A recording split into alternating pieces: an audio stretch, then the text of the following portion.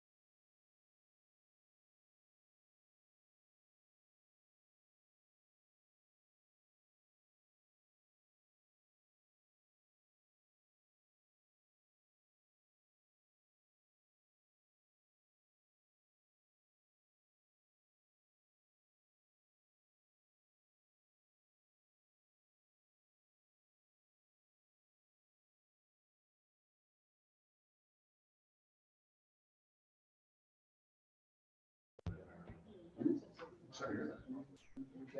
Al's a nice guy, you know. Oh, I see what you're saying. You're right. We got a lot of work to do.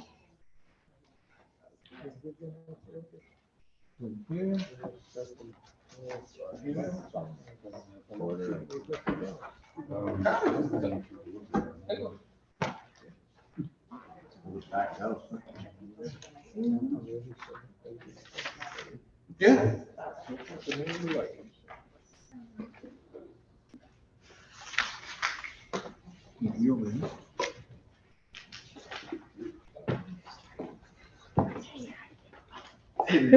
All right, so I should all say. 2023 New Haven Charter Revision Commission. We don't oppose We have to talk. I apologize, I didn't realize you had started. We don't approach the table when the altar is seated, I apologize, whether we started or I apologize, Majority. Thank you for clarifying the rules. I was unaware of that. Okay, so we're gonna start with city notice, 2023 New Haven Charter Revision Commission will convene the following days and times of meeting. And the Board of Alders Chamber located on the second floor of 165 Church Street, respectively, in New Haven to do the work commission for June 6th, discussion of the Board of Alders, recommendation to issues. Reconsider about the Charter Commission and the language drafted by council for the commission. July 11th, 6 p.m., the Board of Alders Chamber, final action report commission and language drafted by council for the commission. July 26th, 6 p.m., Board of Alders Chamber, final action on the report from the commission language drafted by council and the commission. July 27th, 7 p.m., Board of Alders Chamber, final action on the report of the commission language drafted by the council. For order, Michael Smart Chair, Honorable Richard Furlow Vice Chair, Honorable Lance Stewart Secretary, Test Michael Smart City County Clerk, Disability Committee Accommodations 946-7651, voice of 946-8582, TTY, draft language can be reviewed. Public comment, testimony, request to testify to be submitted in email, public testimony, NewHavenCT.gov, before 2 p.m. on the date of the meeting. These meetings will be viewed, these meetings may be viewed on the New Haven Board of Alders YouTube page. I'm going to start to my left, Commissioner introduce himself. Commissioner Saldicola. Commissioner Jack Keys, Commissioner Serena San Giorgio. Richard Furlow, I'm here. Michael Smart. And Schwartz. Oh, and Steve Metnick. Okay, and then we have two others, Mark, Steve, and then Jeanette Morrison. Good to see you. And we have Commissioner Martin coming in the door. First, we'll hear an overview from our council, and from there, we're gonna send it over to our vice chair, Richard Furlow, so he can give us a brief overview of the board's input and kind of discuss the items. We'll start with you. Thank you, Mr. Chair, Mr. Majority Leader. It's my pleasure to be here tonight. I want to start off, since this is our last meeting, I assume, saying that it's just been wonderful sitting around this table with you as commissioners. It was a special honor sitting around the table with Alders. As I spent a good 10 years of my life sitting around the table with Alders, and maybe you think I had enough, but it's a lot of fun, and it's been great always working on a New Haven charter. So I want to thank you. It's been a wonderful commission. A lot of people I've known for a long time on this commission, and it's a pleasure working with all of you, and especially the chair, who I've now worked with on 2 different charter commissions. So I will walk you through the 6 recommendations that the Alders proposed. And just want to acknowledge Commissioner Trevino. Thank you. Nice to see you, Commissioner. So to go through the 6 provisions of that the Alders asked us to look at. The one that's most extensively changed since we talked in June is Article 6, the departments section. You will see fairly substantial change, some still a number of pages in the document, but you will note that between Article 6 and Article 15, you will see that a lot of the language from the department section is being moved out, transitioned out of the document. So what I call the Houdini provision of the charter, so that once the Board of Alders adopts ordinances creating ordinances that replace these provisions of the charter, deal with the issues of residency, deal with the job descriptions and all those things, those provisions will go away. And at some point, the codifiers will get rid of Article 15, and that's the real objective.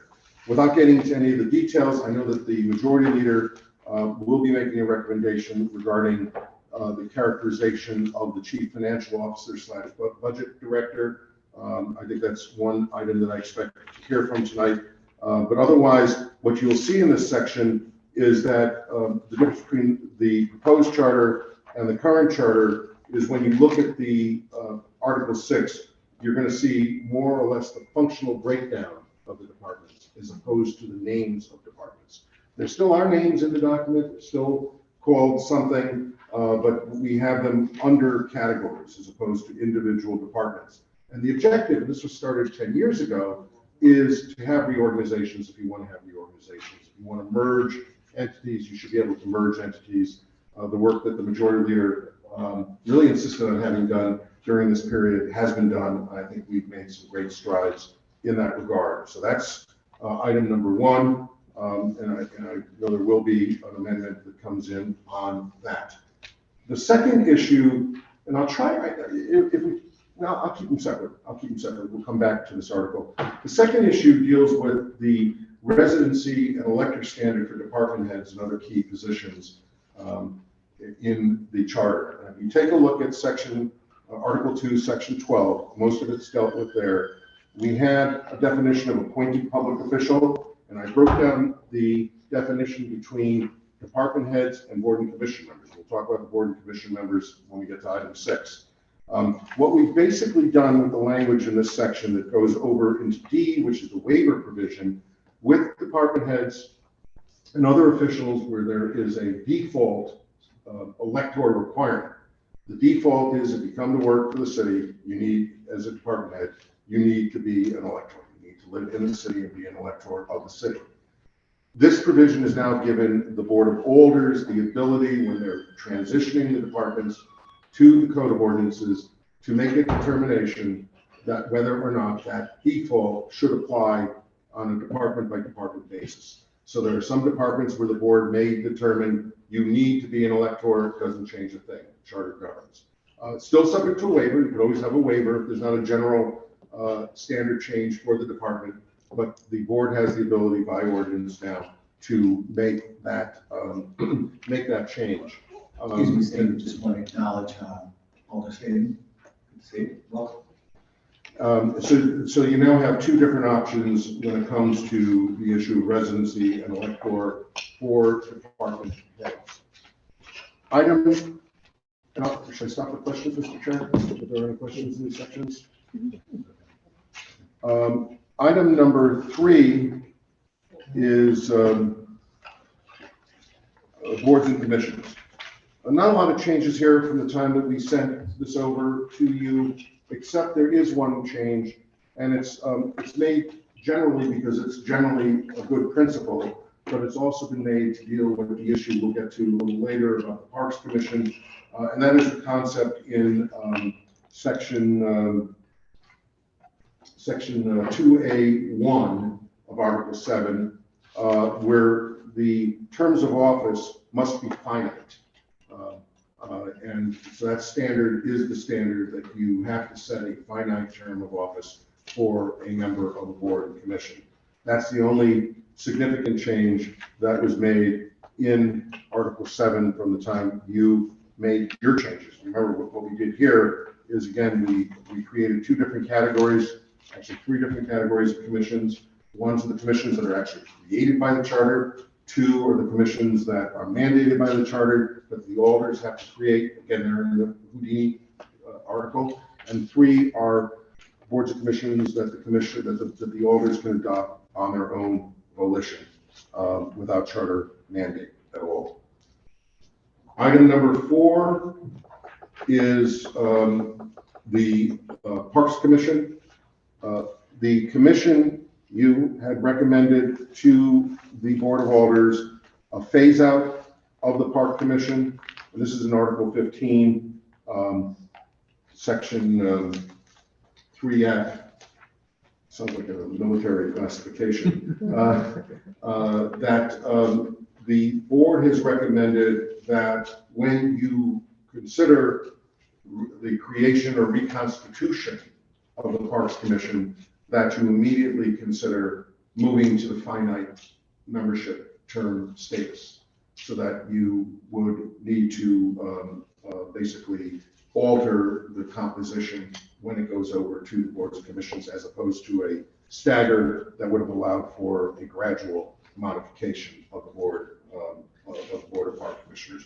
My only caveat and recommendation is that when it comes to the board, looking at 2 alders here, alders in the audience, that you take a very careful look. Commissioner Keys, who knows a little bit about probate, I would say, has raised the question, others have as well, that we need to make sure that there's absolutely no bar to what we're going to try to do. So I think that when it goes to the alders, there should be a little more due diligence. Somebody should get into that file in the Parks Department or the vaults or whatever, wherever these records are, do title searches, whatever needs to be done to make a determination. But the alders would like to see that move as opposed to the gradual move. So that's a change from what you agreed to when you sent this over to them in June.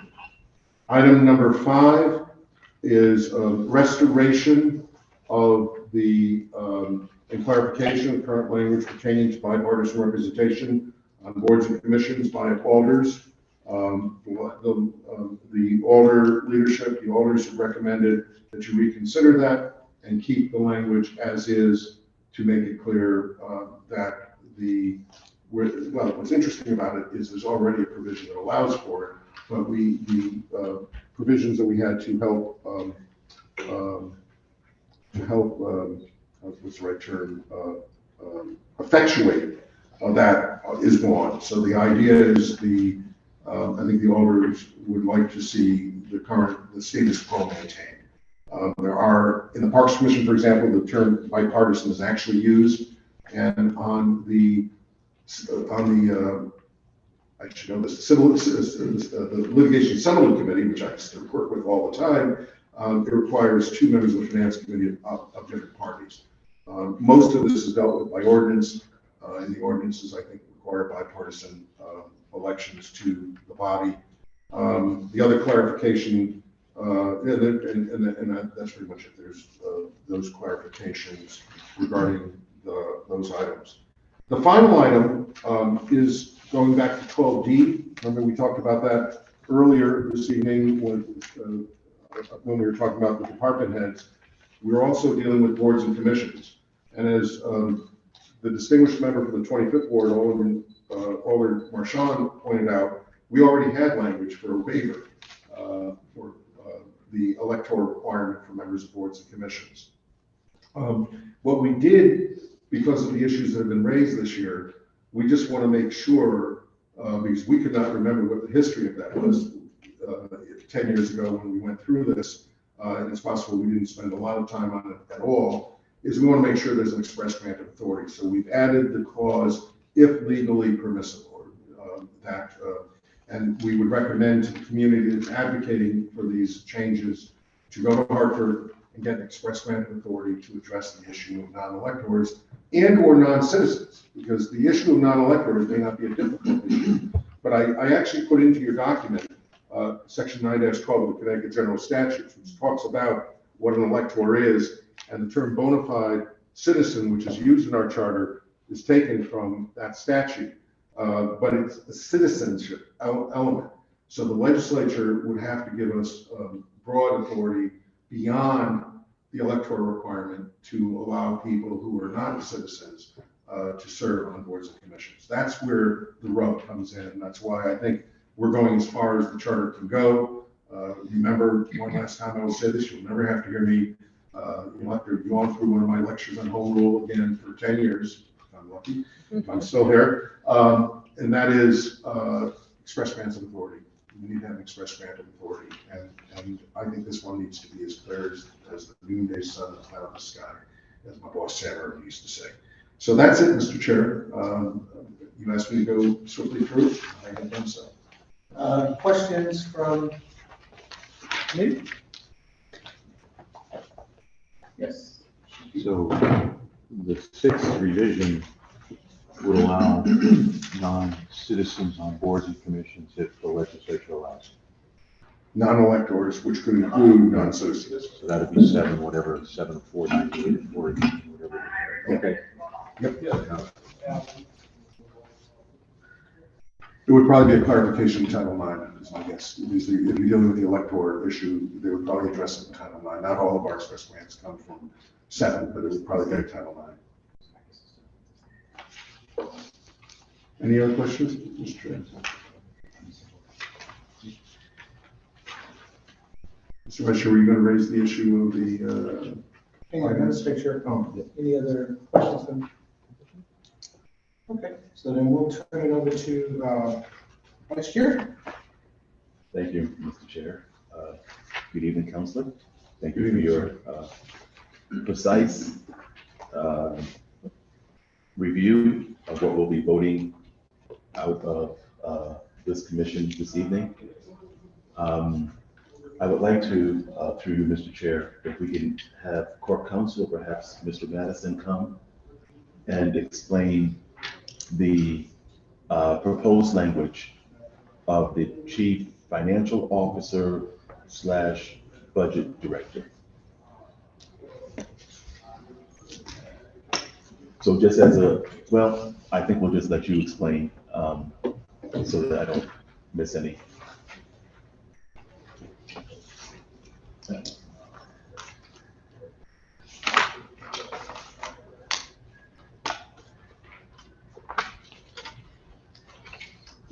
Good evening, everyone. I'm not sure, what is that, what is that sound?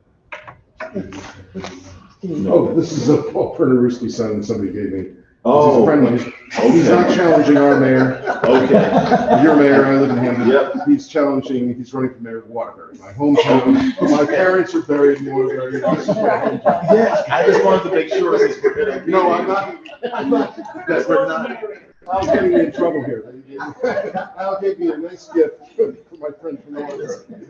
I just wanted to make sure, Mr. I am not Chair. politics, Yeah, Mr. Chair. And the commission may have a couple of things out there. Okay, now we can continue saying it. Your name and address, please. Yes. Good evening, Patricia King, Corporation Counsel, 32 Vista Terrace in New Haven. So I worked with Attorney Mednick on the language for the various job functions and titles of those employees who may serve those job functions. And we also sought input from the persons who are doing those jobs in order to have their input on whether the appropriate language. I'm sorry, if you can push that back a little bit. Is this better? You can't win with these things. Yeah, it only took a month to break them. So here we are. Oh, I can break it in a minute. I'll try this one. Let's see if this is better. Okay.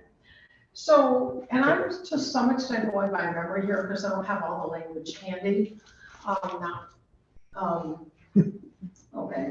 And Mr. Madison and I were just talking about this and looking through some of the communications prior to coming in here. So some of what I'm going to tell you is by memory, but I know that Mr. Madison can access the emails also because we did look at them.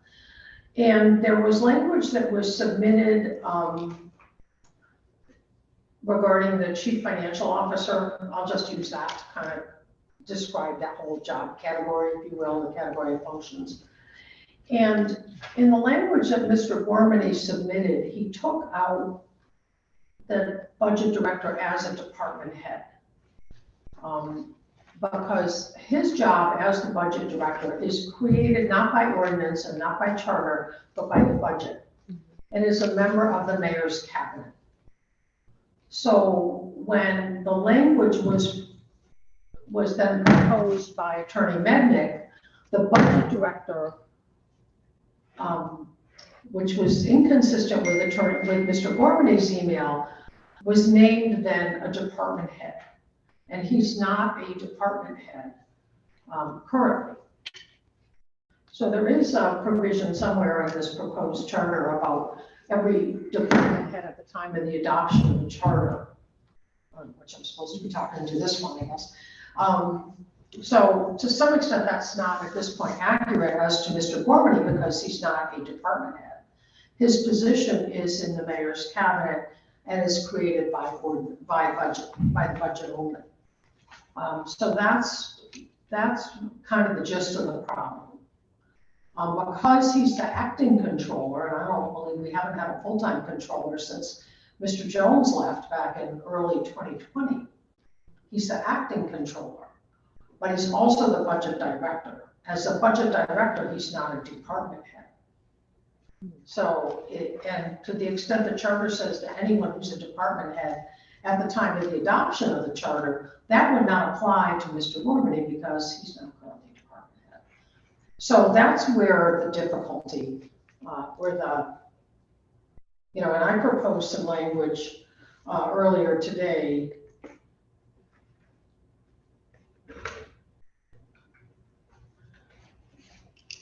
And I don't want to prolong it. I understand. I think we could probably do something really quick.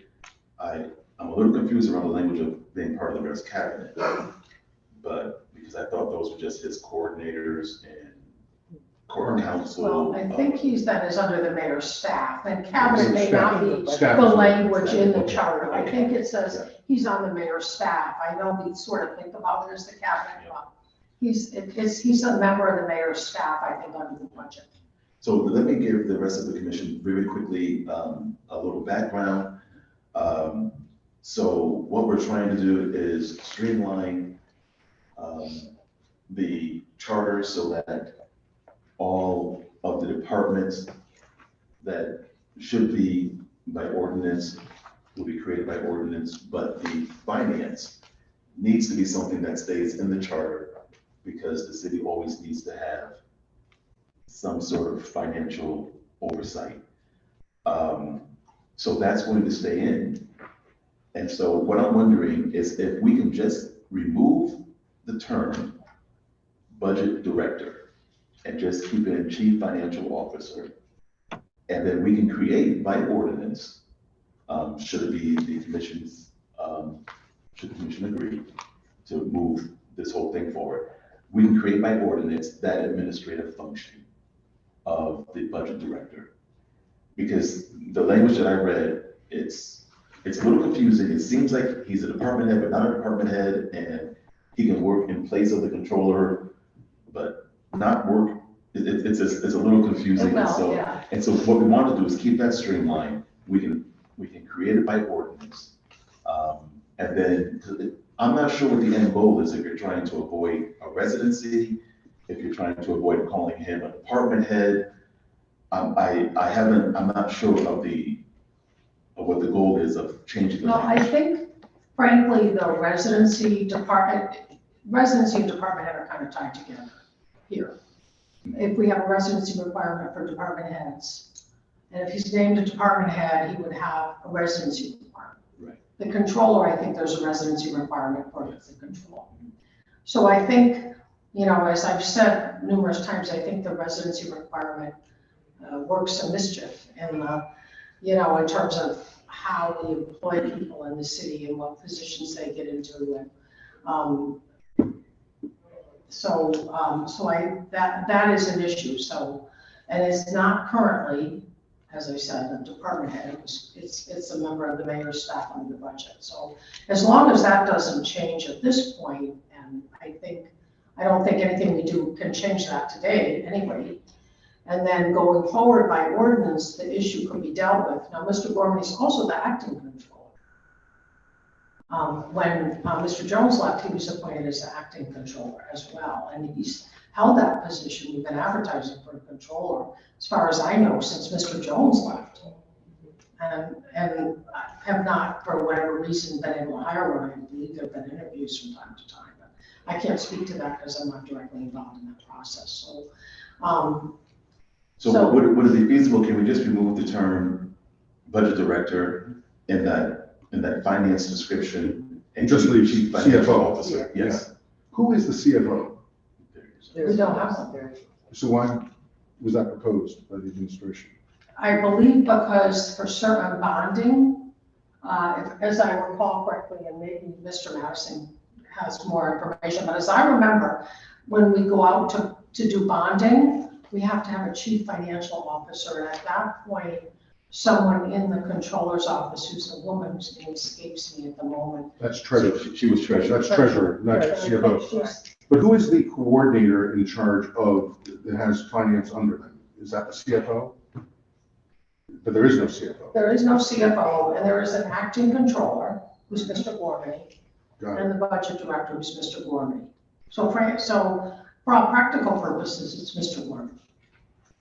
In either of those, or both of those. Because the CFO is listed, and again, this information, contrary to things that have been said, did not come from, this came from the administration. I worked in integrated documents that were sent by the administration. So I have no quarrel with eliminating budget director if that poses an issue. That's certainly correct. That's why I was asking the question about the CFO. It's not clear to me what that status is. We're now creating a position in the charter called CFO because the information is granted to us or given to us, and I just don't know what that means at this point, unless you fill it at some point. To create a position that's not being utilized, I don't know if it makes an awful lot of sense. I thought we were responding to a request.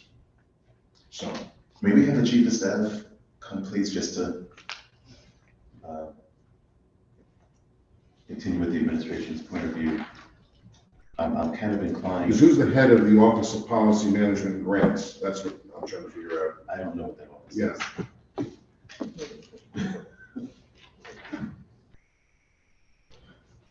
Thank you very much. Sean Madison, 1279 Quinnipiac Avenue, New Haven, resident elector. You don't have to be as chief of staff. Because my position is the creation of the budget. There's two ways that the department head is made. It's either named and created in the charter, or the Board of Alders passes an ordinance that creates a department and makes a department head. Those are the two ways. The budget director is a member of the office of the mayor. It's a staff member inside it. It's not a department head. So some of the thinking along the lines of how it got to the CFO was literally a renaming of budget director to chief financial officer. That's it. That's it. So what we're doing is so the And then recommendation. budget director, since budget director is not named in the budget, because it's not a department head, there's really nothing there. It's a creation of the budget and the appropriating ordinances that fund the position. It's, that's some confusion is. So the recommendation is to change budget director, the title of budget director, to CFO. That's why it was listed CFO/budget director. The CFO is not a department head, so there'll be no residency requirement. Correct. The head of finance is the controller, which is named as a department head and can be named a coordinator. The mayor has up to 4 coordinators, and I believe the charter goes to the lengths of explaining some of the qualifications that a coordinator may have: community services, economic development, finance, background. There's only 3 coordinators. So my question would be, Counselor, because this seems to be new, and I don't know It's that. all new. I mean, Do they this. requested an Office of Policy Management and Grants. The CFO is the head of that office. The CFO is listed as a department head. It was budget director, CFO. We'll take the budget director out, but if there's no CFO, or if the CFO is not a department head, what is the Office of Policy Management and Grants? And why is it in the charter? Why are we putting it in the charter? We have requested this information to the administration, and now we seem to have an issue. I mean, should we take it out? I mean, I don't know what. I would is it something that we can create by ordinance? Yes. Oh, yeah, definitely create by ordinance. Take those titles out of the charter, keep within the charter the need or the necessity or mandate that the city shall have a finance department that is overseen by, I'm not sure what that language should be, overseen by a, should we say CFO or controller? Is the administration looking to eliminate the Or title of coordinator. controller in lieu of having a CFO? So, but as long as we have a CFO, we don't need a controller, because the CFO can assume the responsibilities and powers of the controller. In the absence of one or the other, Yeah. right? There's no budget director, the controller could do some of the functions of the budget director. Yeah. If there's no controller, the budget director, CFO, Yeah. could do some of the role of. And that would mean that there will be no longer a need to have an acting controller when there is no controller, because the CFO can assume those responsibilities. Okay, so that sounds like something we need to talk about more by ordinance. Yeah, but I gotta figure out how to- Yielding to you, Mr. Chair, and to How do- council. oh, yeah. No, I'm yielding to you. So what I need to figure out now is, we have a controller in the charter, historically been in the charter, we've known a lot of controllers over the years. Position has been filled in a number of years. We have a budget director who's never been in the charter, we were gonna put it in the charter, we're gonna now take it out of the charter. And we have a CFO that was not in the charter, that we were gonna place in the charter with an office called the Office of Policy Management and Grants. And so, there's a gap here. The controller seems to be the chief honcho or honcha of the finance group.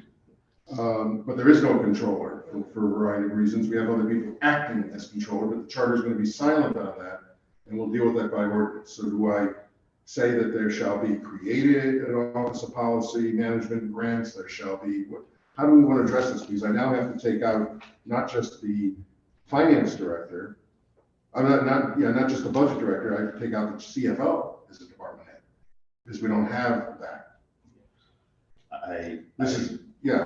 I feel so we're trying to streamline the charter and not add new positions to it. It seems that if it makes sense to council, to the administration, to the commission, that should be created by ordinance, and that the function of the finance department is all that should be listed in our charter, mandating that we must have a finance department. That is. And that the controller is the department head of the finance, Department of Finance. That's the way it is in the charter. We're creating this other infrastructure. So what I would recommend is that we delete 5B and C and any references to budget director and CFO.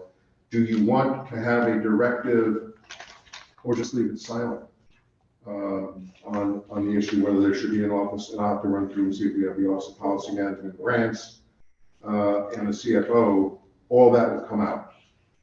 Is that what the gist of this conversation is? Correct. I don't think there needs to be an office, in the charter, an Office of Policy Management Grants. Got it. Think of that more of a division within division within another department, much like tax office inside finance. Gotcha. Or the other departments that we've established by ordinance previously involved, for example, Community Services Administration, the Department of Resiliency, I can't remember the name of that. I think there was one that was created under CSA by ordinance, so. And a number of those are now referenced in the charter as well. There is a description of. Community I'm Resiliency. sorry. I just had a quick question to what council said. We're looking at section 5, taking out B and C that's currently been modified. We're going to take out the Office of Policy Management and Grants, as well as C, Chief Financial Officer / Budget Director, and just leave section 5A And D, and D. That's it. it looks that way, yeah. And I'll take out the reference in the department heads to the CFO / budget director Got it. as well. I'll go through, I'll have to do a run through it. And so I may ask the chair if he can appoint a little group to take a look at the final cleanup, because it won't be available for you tonight, to make sure that that everything's copacetic. That's not difficult, but I'm just telling you, that's easy enough to do, but I just want to make sure I have the right direction. This is our next meeting.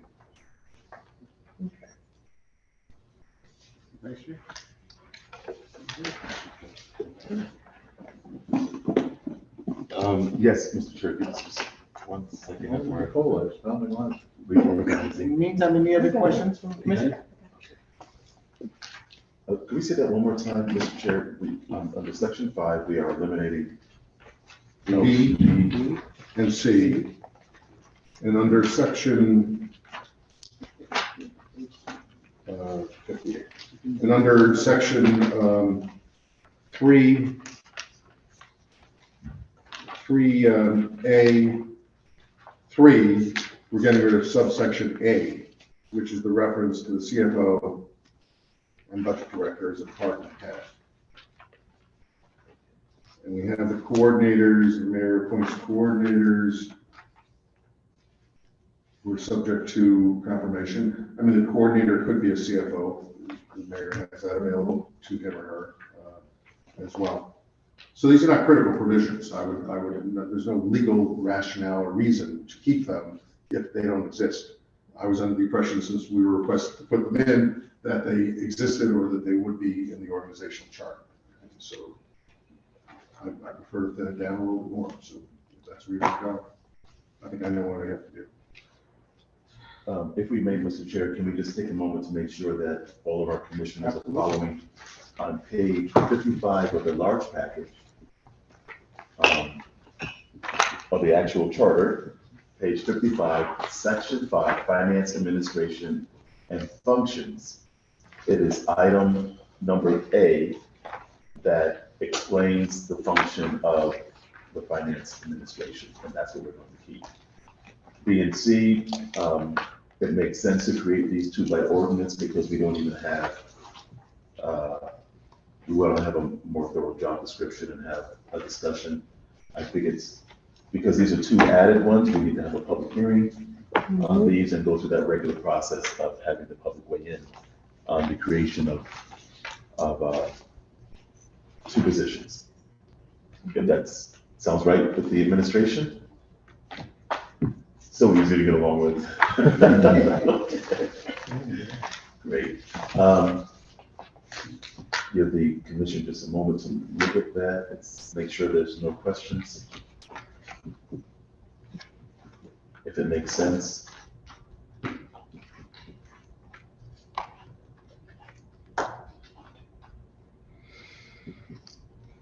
And saying also that these two were not originally in there, these are added on, so we're going back to the original document.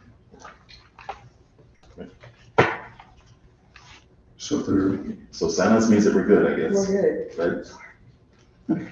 So we're okay? Yes, sir. All right, so our final motion, when you approve it, why don't you do the motion with the elimination of that section? All right. Can I just make one other point that I was going to make, and I moved on to the next point. When we were talking about the bipartisan older representation, one of the other clarifications that had been requested was that it should be clear in the charter that we created a third officer sitting right here 10 years ago. The third officer sits in lieu of the minority leader, but a number of discussions come up where we want to be clear in the charter that is not the minority leader. The third officer is not a member. It's created by virtue of the failure of a second party to be elected. And so I did add a provision in here on recommendation discussion with a number of alders when this was over there in terms of clarification of this whole subject, is that party officers of the Board of Alders, including the third officer, who's not technically a party officer, shall, if applicable, if there is a third officer, shall not serve ex officio on any boards or commissions. That the only alders that serve on boards or commissions are those that are elected by their colleagues.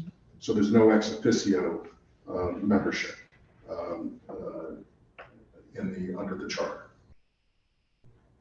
And where's that language, Counselor? That would be in section 2, in Article 4, section 2A, 2. Right above subsection D, on page 33 of the red line. And it's party officers of the board, including the third officer. Because that's another interesting point. When I served on the board, we at one point had one alder in the minority party, and that person ended up serving on the boards, but he was elected individually, wasn't there because he was the minority leader. I think all this does is it institutionalizes the long-term practice. That was a discussion we had. John Einhorn served on a lot of boards and commissions because he was the only Republican and he had no choice. But he was elected by the members. He didn't choose to go ex officio, he was elected by the members of the board of voters. So that's all that provision does. Just wanted to complete the record, Mr. Chair. Sorry to prolong. And we want to acknowledge our Madam President. Nice to see you. Mr. Vice Chair. I have nothing else. Thank you, Counselor. So I guess we'll ask first before we begin to, anything else from the administration to add before? I just wanted to point out that the reference I was making to the budget director not being the department head is in subsection C of section 5. It says at the time of the adoption of this provision of the charter, the department head of the Office of Policy Management and Grants is the chief financial officer / budget director, chief financial officer. So that's the part that I was referring to. I just want to clarify that. It's not really accurate since the budget director's not a department head. That's coming out. Yeah, no, I just want to point out where I was. Okay. Thank you. Thank you. Anything else from the administration? No, if I could sing or do the robot for you. I'd like to see that. Okay, any questions from the commission before we begin to move items? Okay, maybe questions will come up as we're moving the items. Thank you. Thank you.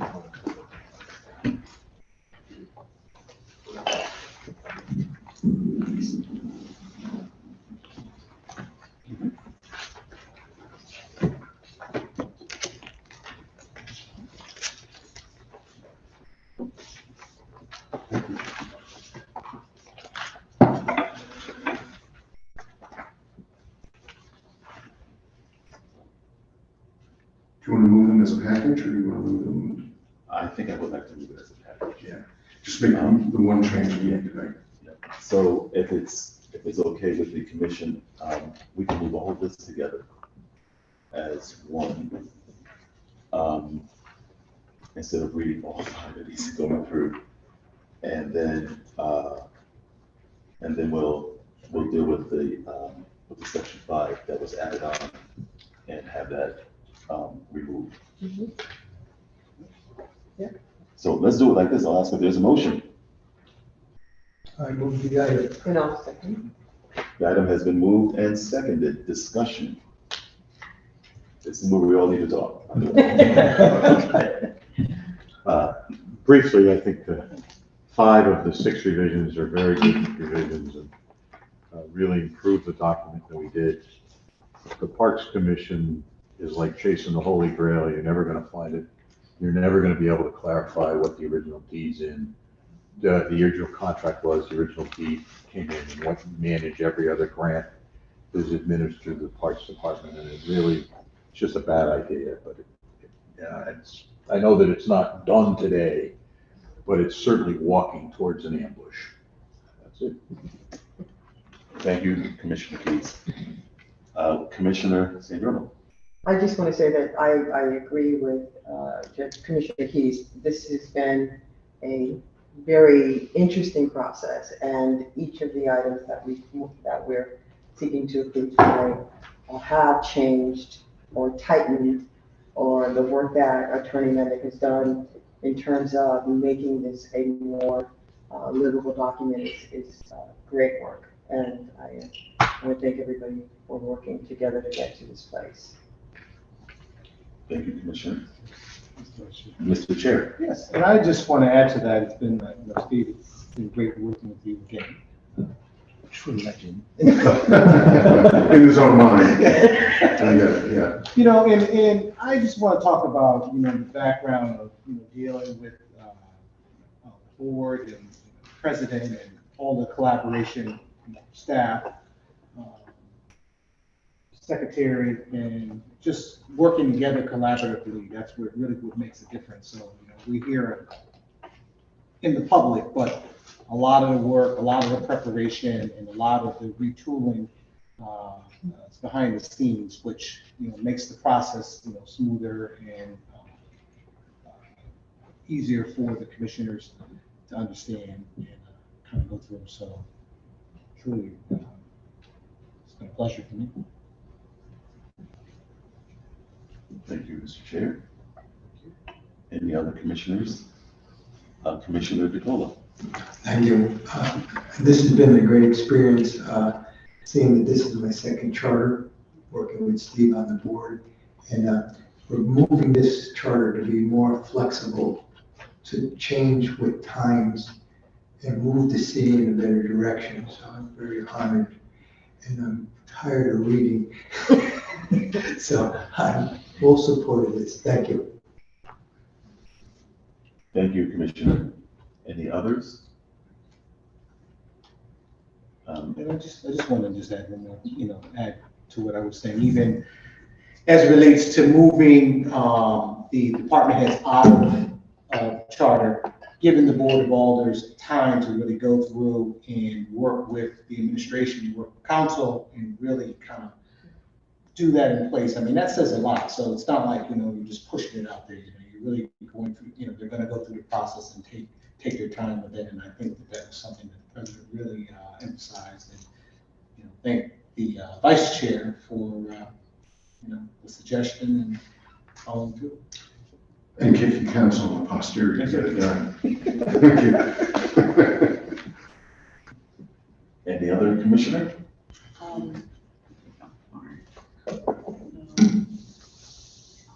I do agree with Commissioner Keys in regards to the park issue. It's something that I've talked about in the past because we don't know what's there and we might never find it, but it is something we watch out for in the future as to how we're going to move forward with this. But I do want to thank everybody for their work on this. There's been hundreds and hundreds of pages to read, and I appreciate the opportunity to work on this. Thank you.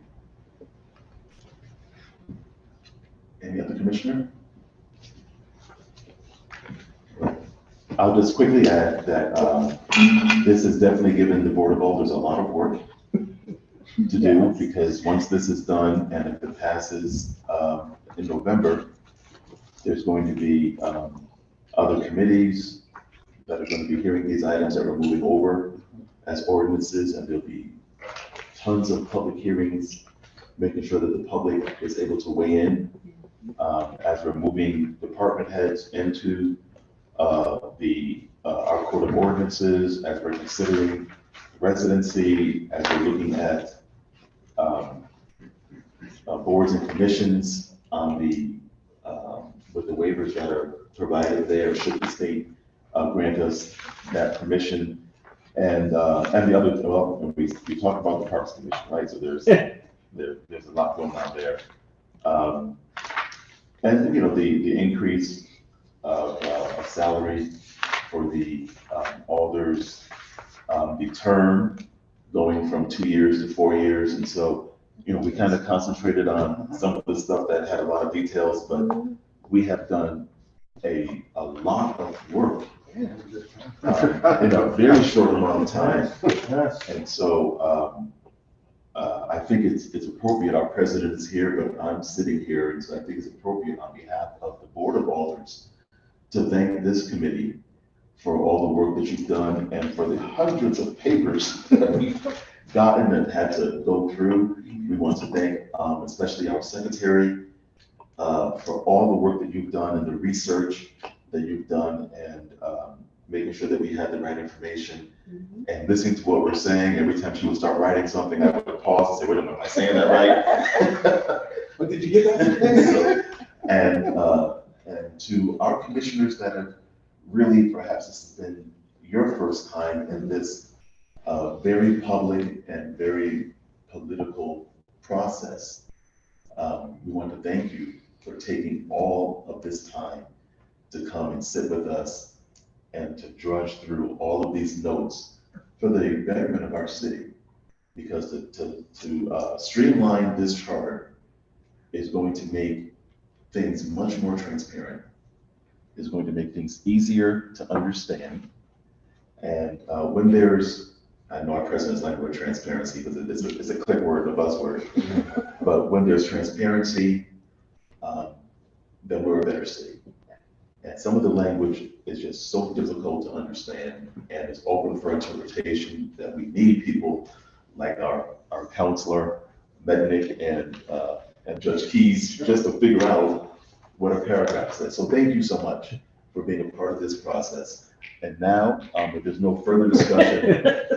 Make sure you have, that the motion includes deletion of, whether you want to do an amendment. I was going to do that as a separate motion. So to you. Yep. Okay. Yep. Another group to thank is all the folks who contributed public comment and wrote to us and spoke to us. I think looking back at the notes, it was our first public hearing in January, and there have been many comments since then. So thanks to everyone who did that. That's why you're the secretary. We can go back and we can read all the text of all the public comments if anyone would like to do that. So this motion is also the final report of the Charter Revision Commission from a legal perspective, so that should be in the record. Oh, then maybe I should amend. I would amend it. Yeah. I would just have to amend that. Yeah, I think amend it. It is the final report. You should include the deletion in the motion. Yeah. So that was a very polite way to correct me. As attorneys do. So if we go to page 55, just for reference section. So I need to amend this motion by, let's go to page 55, section 5, finance administration and functions. I am moving to eliminate subsection A and subsection B.